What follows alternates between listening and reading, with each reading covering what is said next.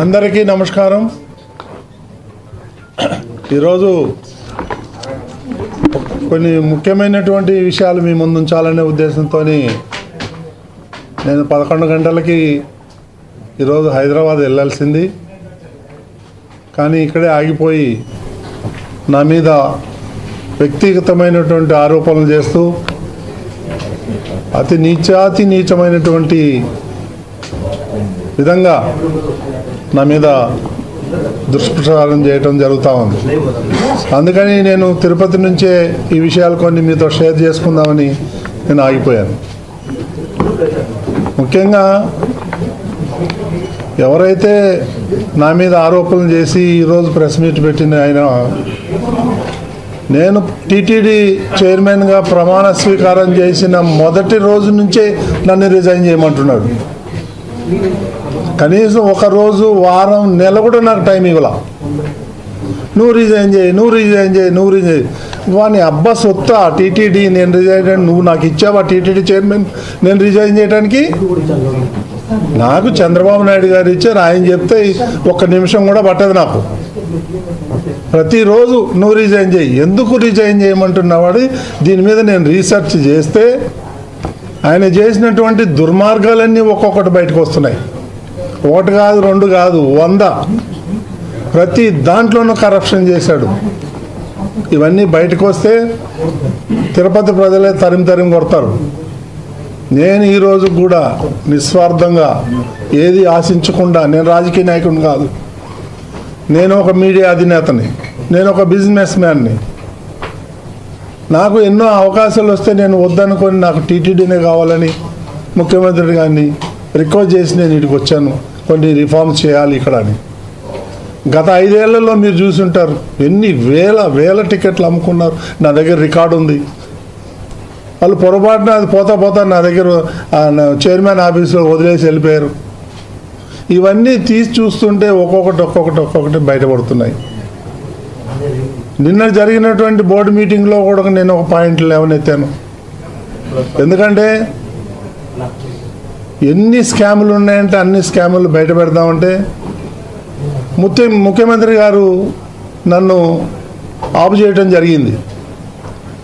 తిరుమల యొక్క పవిత్రతను దెబ్బతీస్తారు అందరూ కలిసి రోజు ఈ స్కాములు బయట పెడతా ఉంటే అది మంచిది కాదు, మన ధర్మానికి, వెంకటేశ్వర స్వామికి మంచిది కాదు, దీంతో ఆపేయండి, ఆ దేవుడే చూసుకుంటాడని నాకు ఆయన హితబోధ చేశాడు. కాబట్టి నేను ఆగాను. లేకపోతే ఈ పాటికి ఇంకొక 10 వీటి చేసిన దుర్మార్గాలన్నీ బయట పెట్టేవాడు. ఇది వేదాలు, దెయ్యాలు అని ఏదో సంస్కృతంలో మాట్లాడతాడు. ఇవన్నీ నా దగ్గర నడవదు. నీ యాషాలన్నీ కూడా ఐఎమ్ వెరీ స్ట్రాంగ్, తగ్గేదే లేదు. ఏం వీడియోలు పెడతాడండి ఆయన?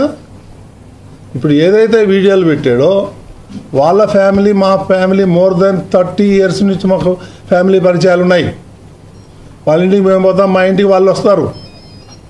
అంత మాత్రాన అసలు కొన్ని చోట్ల వీడియో మార్పింగ్ చేయడం జరిగింది.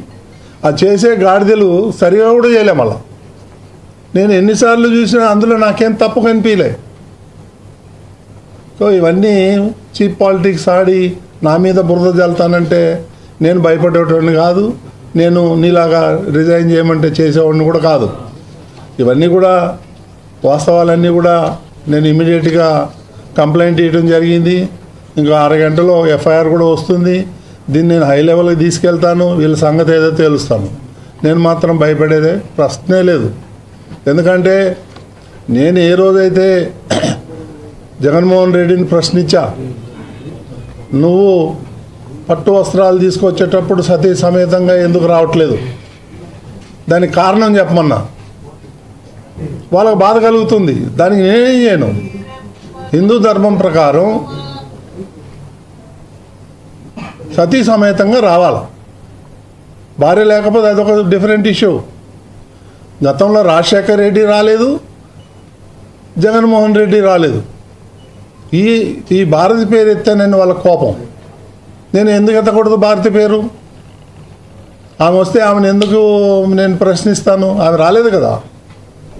ఇవన్నీ పెట్టుకొని బిఆర్ నాయుడు టీటీడీ చైర్మన్ ఉంటే నా ఆటలు ఏమీ సాగవు, రోజుకొకటి వస్తూ ఉన్నాయి అనే ఉద్దేశంతో ఈ బురద జల్లే కార్యక్రమం.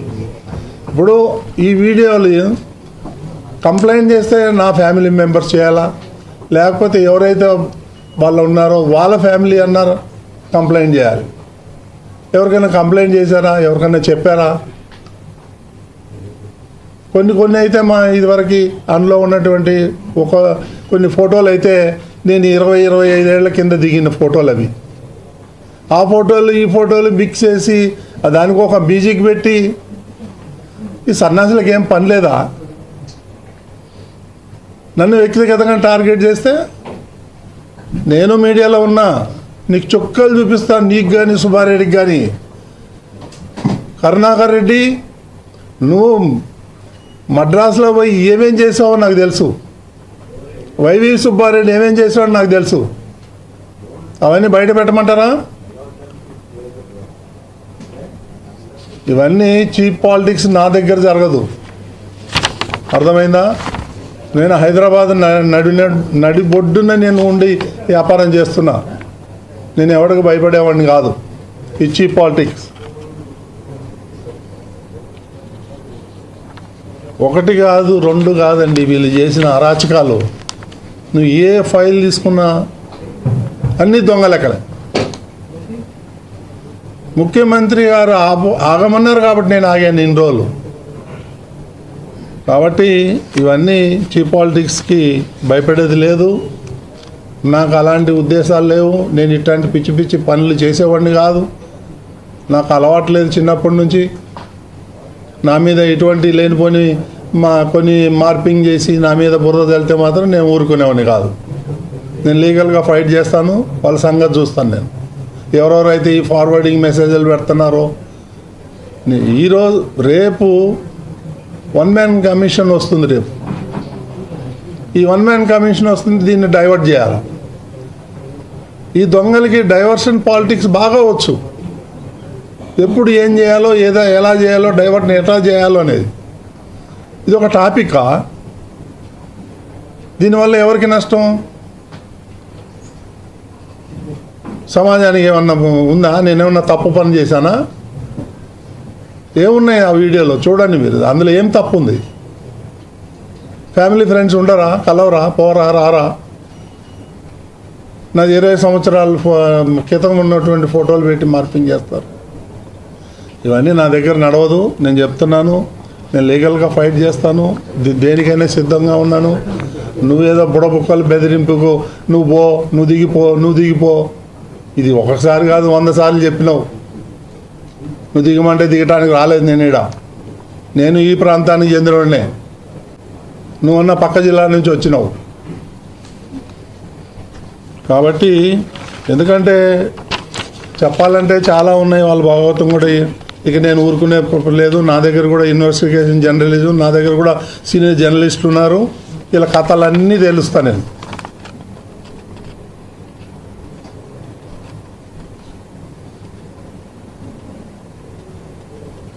ఇప్పుడు నేను ఈరోజు కొత్తగా కరుణాకర్ రెడ్డి గురించి ఏదో ఆరోపణలు చేసి నువ్వు తిన్నావు, ప్రపంచమంతా తెలుసు నువ్వు దొంగవని.